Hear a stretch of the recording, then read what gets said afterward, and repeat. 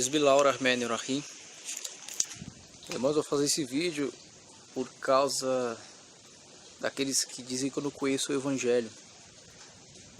Conforme eles acreditam, no que eles foram ensinados, no que eles ouvem. Primeiramente, eu nasci cristão protestante. Especificamente, não vou falar instituição, não importa. Mas é tida como uma das mais rígidas, entre as instituições. Bom, se você for apontar corrupção, todas vão ter. Todas vão ter líderes corruptos. Isso, na verdade, pessoas, ser humano. Tem gente ruim em todo lugar. Da mesma forma que tem gente boa em todos os lugares. Tanto no judaísmo, no cristianismo, no hinduísmo, no budismo, na Umbanda, até no Islã também. Então, infelizmente, o ser humano, ele precisa de rédeas. Ele precisa de controle, de leis, parâmetros. Porque senão vira bagunça. Até a anarquia tem controle, se vocês terem uma ideia. Inclusive a anarquia ele é um dos sistemas mais organizados, porque todo mundo vive conforme a sua lei individual e todo mundo é obrigado a respeitar uns aos outros. Bom, mas o que eu estou querendo dizer não é sobre isso, é sobre o Evangelho de Cristo. Hoje o cristão ele é orientado a aceitar Jesus como Salvador. Ele é orientado a alegar que Jesus é Filho de Deus, Essa é a visão do cristianismo. E que Jesus veio para morrer, para pagar, para nos dar o perdão dos pecados, para pagar todos os nossos pecados e nos dar a vida eterna se você crer e for batizado. Essa é a cartilha do cristão atual. Bom, vamos começar entendendo que Cristo, ele nasceu judeu. Ele se formou em conhecimentos judaicos, provavelmente cabalísticos. Ele entendia sobre o Sefirot, então ele tinha um conhecimento amplo sobre o conhecimento, sobre a sabedoria judaica. Então, quando ele foi crescendo, ele já nasceu com o Espírito Sagrado. Então, quem nasce com o Espírito Sagrado tem a facilidade de entender muitas coisas sem necessitar se aprofundar no assunto. Na verdade, já é aprofundado. Muitas pessoas precisam de passar de escada em escada, Lógico, isso é comum, é normal. Mas quem porta um Espírito Divino Sagrado, ele já nasce no topo. É diferente. Não precisa passar por todos os degraus que cada uma pessoa individual passa e às vezes tem dificuldade. Às vezes passa em um, mas passa mal passado.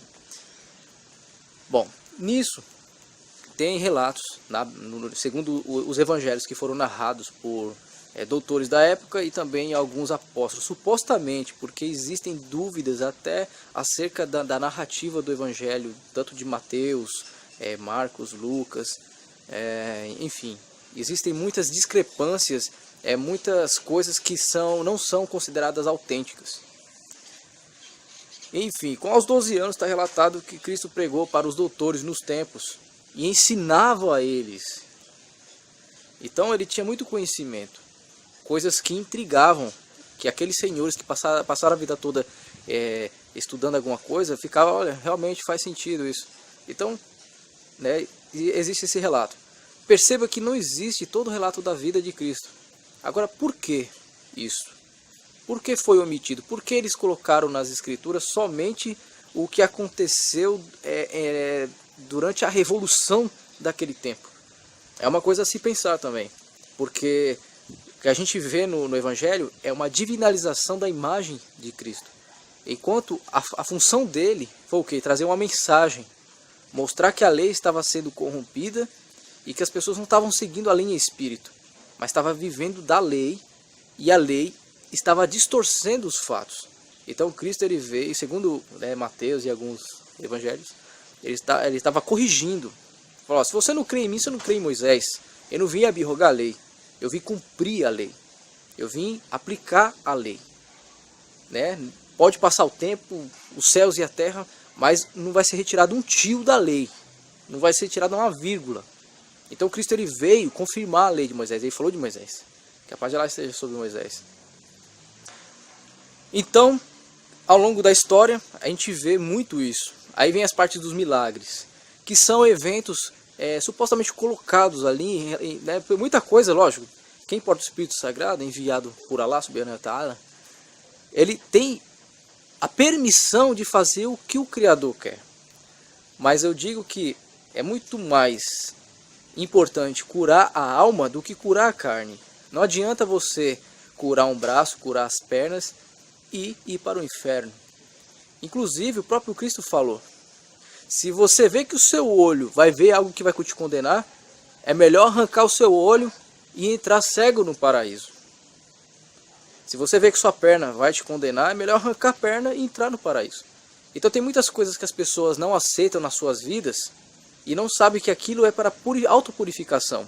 E ficam pedindo milagres, ficam frequentando essas instituições atrás de coisas que, na verdade, elas deveriam aproveitar aquilo para ter uma oportunidade de entender o que vem após essa vida.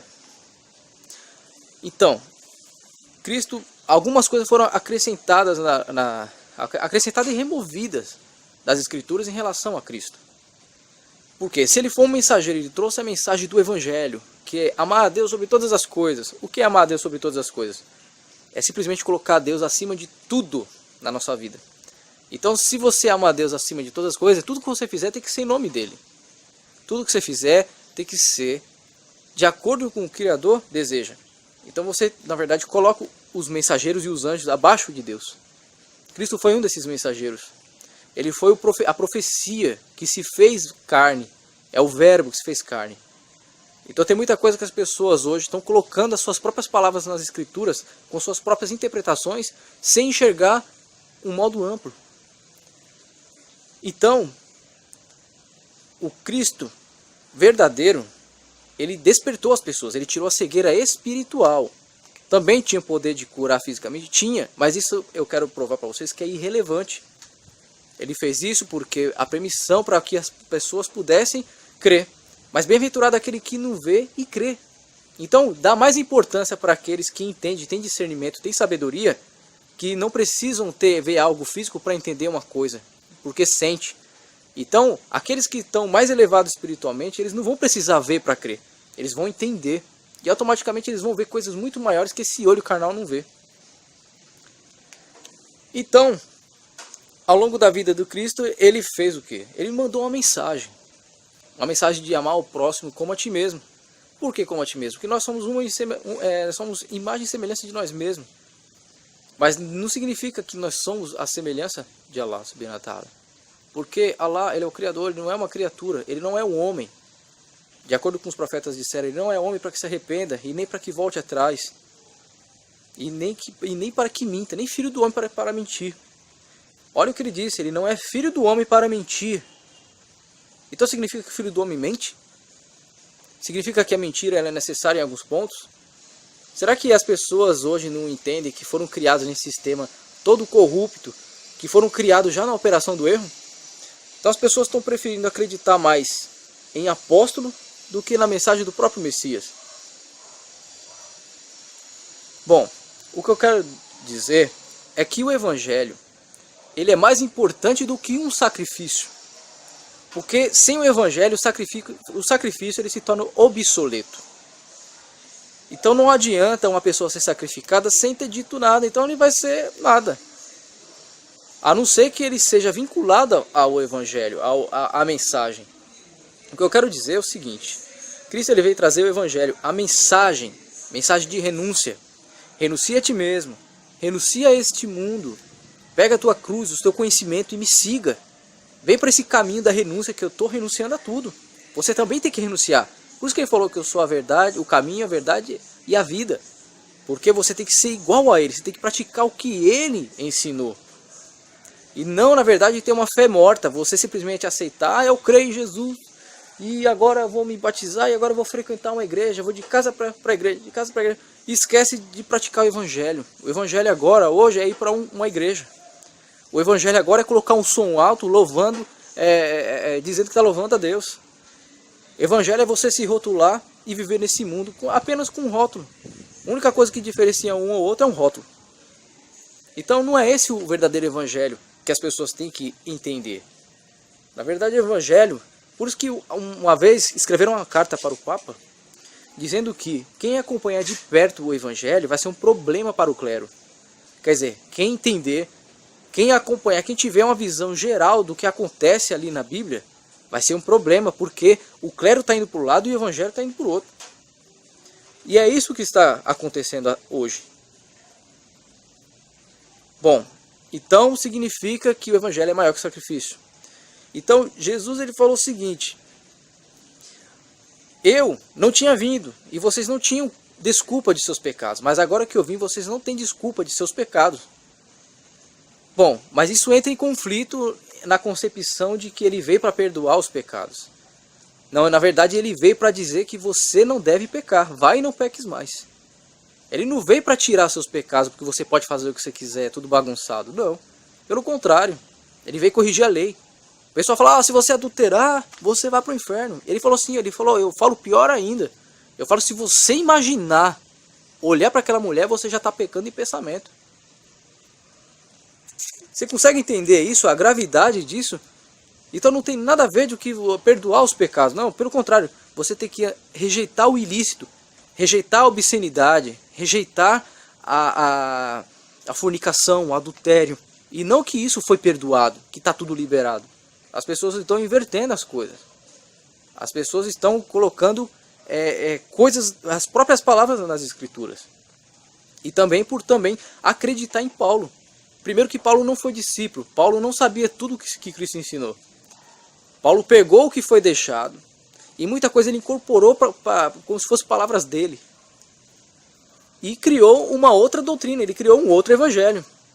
Que não é o evangelho de Cristo. Ele usa palavras de Cristo, mas ele não faz o que Cristo mandou. Primeiro, por quê? Cristo falou que quem salva são as obras. Que através do fruto você vai conhecer a árvore. E Paulo fala que se você crê, não precisa ter obras e muito menos obedecer à lei. Pode ver, é porque na verdade as pessoas elas acreditam que o que está na igreja, ela não pesquisa, não medita nas escrituras. Então, mediante ao que eu estou dizendo, é preciso você meditar nas escrituras, começar a ler a partir de hoje, se você não ler. Por mais que você seja ateu ou de qualquer outra religião, entenda que isso interfere na vida de cada um, independente da religião, porque o sistema é o mesmo, e o sistema foi fundado sobre o cristianismo. E o cristianismo ele abarca também doutrinas da Torá, do judaísmo. Então, olha a diferença da crença cristã. Agora vamos partir para a crença muçulmana, islâmica. Nós acreditamos que Jesus é o mensageiro, certo? Que ele traz a mensagem, ele é um dos mensageiros. Moisés falou dele, ele falou de Moisés. E Cristo também falou de um outro mensageiro. Bom, a gente vai chegar até lá. Vamos falar apenas de Cristo. Então, o que ocorre? Cristo ele foi profetizado, ele veio de uma virgem, portou o Espírito Sagrado e falou para os homens estando no berço, justificando Maria que foi acusada de adultério, assim como ela é acusada no Talmud. Enfim, ele ensinou os doutores, porque a ele é revelado a mensagem. E ele pregou o evangelho. E foi perseguido por isso e condenado à morte. Porém, Allah o levou até ele, antes do fato ocorrer.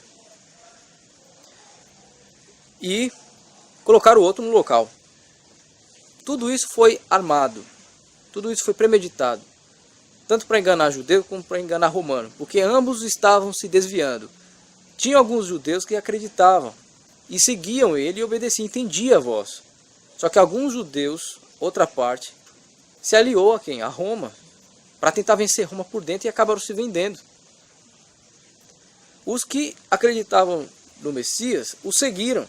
E aguardaram, após a sua ascensão, a vinda do outro mensageiro para continuar a guia de Allah na vida deles.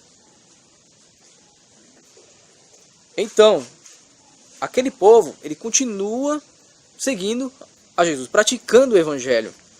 E não se tornaram judaicos cristãos. e nem judaicos romanos. Eles são muçulmanos, que é submisso ao Criador. Que hoje você aceitar Jesus é você ir para uma igreja. É você viver igual as outras pessoas do mundo, só que a única coisa que você não faz é, alguns, mesmo assim, tem muito cristão que bebe, não vai para uma festa, não vai para algum evento. Alguns evitam falar obscenidade, porque tem gente justa e injusta em todos os lugares. Não só no cristianismo e no judaísmo, mas também no islã também. Tem gente leviana. Infelizmente. Mas o que foi revelado para lá foi o seguinte: o pior dos muçulmanos é melhor do que os idólatras. O pior dos muçulmanos é melhor que os idólatras. Porque ele é monoteísta. Ele não coloca parceiro diante de Allah. Ele não coloca semelhantes a Allah. Ele sabe que Allah é único. Só tem ele, é um criador e o resto é tudo criatura. Ele envia os mensageiros, envia os anjos para nos guiar. E assim é com Jesus, não é diferente. Então, essa é a concepção. Então a gente pratica o que o Cristo mandou. Cristo, ele veio tirar a lei? Não. Paulo tirou a lei? Tirou a lei. É tanto que as pessoas falam que o Velho Testamento, o véu foi rasgado no tempo, e hoje a gente não segue mais as velhas coisas. E agora tudo novo se fez. Mas quem falou isso? Foi apóstolo. Quem falou isso? Foi a Igreja Romana. Ela alterou o tempo. Alterou, criou um outro calendário do que era antes. Então é preciso vocês entenderem todas essas coisas, procurar em fatos históricos, que as escrituras elas foram adulteradas pelos imperadores romanos, em consentimento com judeus, sacerdotes judeus. Então, o que vem acontecendo é uma distorção. Vocês foram tudo criados no erro.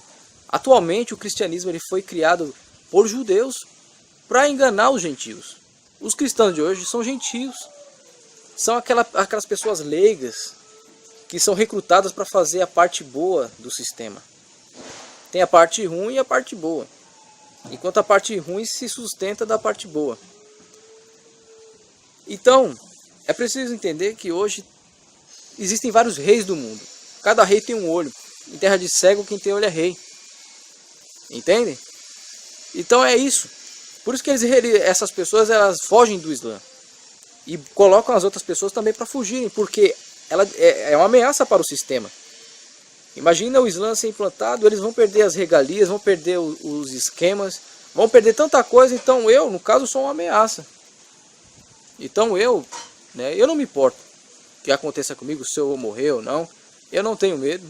Se eu vim para isso, que seja feita a vontade de Allah. Mas eu quero que vocês despertem quanto a isso. Despertem porque vocês estão trocando as boas obras, as práticas do Evangelho, para viver numa fé cega. Numa fé de bater cartão em templo e instituição religiosa. Nenhum templo necessita do dinheiro de vocês.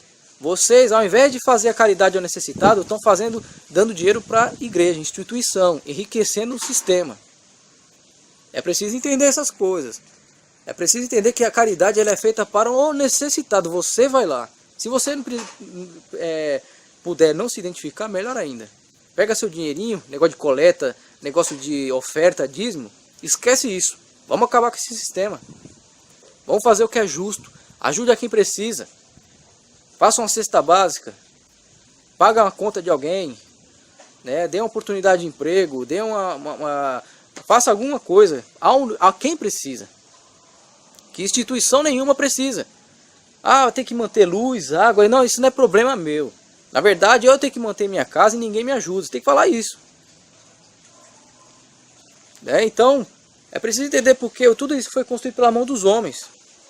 E ali, casa de Deus, templo de Deus, e a igreja é você. Você que é o templo, a morada da vida. O Espírito Santo de Deus é isso. Agora vamos entrar na parte dos segredos. Cristo conhecia a Cabala, conhecia o tetragrama, conhecia este universo, conhecia o Pai Celestial e conhecia o Criador. As pessoas não conhecem porque não passaram pelos mesmos estudos que ele passou, pela mesma escola de mistérios. As pessoas não sabem disso. Então muita coisa que ele falava, as pessoas ficavam voando. Então Jesus falava em parábolas. Tem um estudo cabalístico judaico sobre o tetragramação, o nome sagrado inefável, que é impronunciável. E essa tetragramação, ela é composta, É como se eles classificam de Deus algo que foi composto. Antes não existia nada e Deus quis que existisse. E ele faz parte da criação. É como se a gente estivesse dentro de Deus. Essa é a concepção cabalística. Então você pode ser um Deus. Nessa concepção. Então, tudo é padrão. Número 7, 5, 3. Cada número na Cabala tem um significado e uma mística diferente. O 3, por que ele é sagrado? Porque vamos voltar para a música. A música tem 7 notas musicais. Só que essas 7 notas elas percorrem por escalas. São linhas. São 5 linhas. 7 notas. E 3, por padrão, são 3 escalas. Tem a escala normal, 5 linhas, que é Dó. Tem a escala inferior, que é uma oitava abaixo, que é Dó. E tem uma acima, que é superior, que é Dó. Então, você tem sempre, é por padrão. É como se a gente tivesse aqui, ó. Nós estamos na escala natural desse universo. Então, nós estamos na linha normal. Abaixo de nós, que é dentro de nós, é a inferior, mais grave. E acima de nós, é a mais aguda, é a superior. Sempre 3. Então, quando você entende isso, você entende que nós somos o universo. E estamos dentro de um outro universo. Então quando ele falou, vós sois deuses, então você desperta, para você despertar o seu Deus interior. Só que a palavra Deus vem de vários eus. E todo o universo é composto por um aglomerado, que forma uma coisa só. Nós somos um composto por várias coisas. Se a gente for destruído aqui agora, é cortado em vários pedaços. A gente morre, desaglomera, para depois aglomerar novamente. Dentro de nós e para os que estão dentro de nós é a mesma coisa. Então isso é um segredo. Então quando Jesus falava do Pai, ele estava falando que dentro desse universo. Só um minuto. Então ele estava se referindo a esse universo como o Pai Celestial. Que existem várias moradas. E esse universo, ele é o tetragrama. O universo é representado por um cubo. O cubo é o que dá origem àquele selo de Salomão, de 6 pontas. Então, se você se tornar um universo igual a esse, né, assim na Terra como no céu, você vai estar se tornando um hexagrama ambulante. Só que o hexagrama, ele é uma visão dimensional, bidimensional. Porque numa visão tridimensional, o hexagrama ele não tem 6 pontas. Ele tem 8 pontas, 8 lados, porque ele é um quadrado, é um cubo. É a representação do nosso cérebro. Nosso cérebro é como se fosse um cubo. Nossos neurônios formam a teia de estrelas que tem nesse universo. Então nós estamos dentro da mente do universo, que é um ser, que é chamado de, tem uns que chamam de Jeová, Ial, enfim. Então quando Jesus falou que ele é o filho desse universo, o pessoal falou, olha, ele está falando de Deus, porque Deus é essa concepção, né, que a tudo criou e se cria, que é panteísmo, monismo. Tem uma série de conhecimentos sobre isso. E ali, desde os primórdios, antigamente, eles falavam que estava dentro de Deus. E dava esse nome, um nome quase impronunciável, chama de Yahweh. É essa concepção que as pessoas não entendiam. E quando os judeus ouviram um negócio desse, falaram, ele está blasfemando. Ele deve morrer. Porque Jesus falou que ele colocou o Criador deles abaixo. Em relação a esse universo ser criador, não, ele foi criado.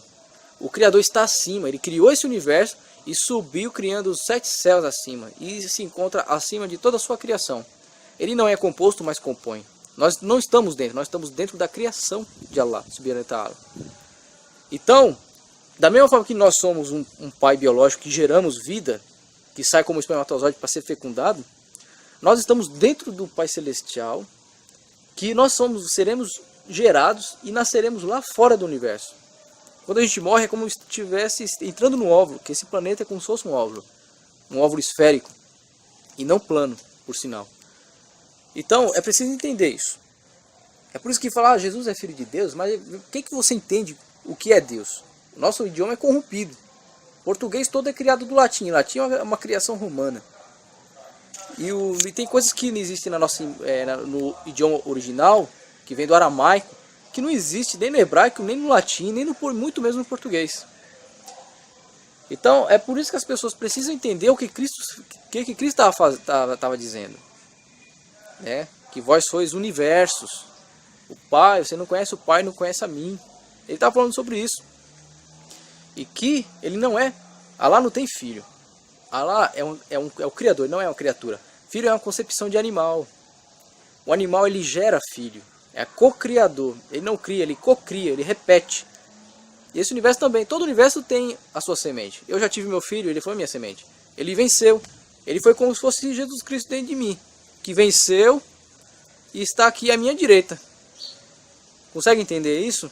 A mesma coisa vai ser quando a gente nascer lá fora desse universo. Nós seremos celestiais, teremos corpos celestiais, porque nós seremos igual a esse universo. Da mesma forma que o meu filho é um universo igual ao meu. Então é preciso entender tudo isso. A que evangelho vocês estão seguindo? Uma deturpação de Roma sionista? Ou o verdadeiro evangelho que foi revelado ao Messias? Que retorna agora para julgar e quebrar essa cruz mentirosa. Que ele foi emissário e não expiatório. Ele trouxe o evangelho. O evangelho é maior que o sacrifício. O sacrifício foi necessário para ser cumprido, para que o mal absorvesse o evangelho. E hoje se tornou a besta que domina e engana o mundo inteiro. E justamente com a prostituta que se vende aos reis do mundo, né? Que está lá. Que faz parte de muitos conceitos cabalísticos até hoje. Então é isso, meus irmãos. É preciso entender ao que vocês estão seguindo e no que vocês foram criados. Até breve. Então, irmãos, só para continuar e finalizar, tudo isso que eu venho dizendo, tudo isso que eu venho vos falando, já tinha sido dito antes. Só que foi omitido, porque isso causou um grande desequilíbrio naquele tempo. Tanto o sionista como os romanos foram abalados por conta disso. Então tudo que eu venho descobrindo é a mais pura verdade. Porque isso tudo provém do que a mim foi revelado. E foi enviado antes e é revelado agora.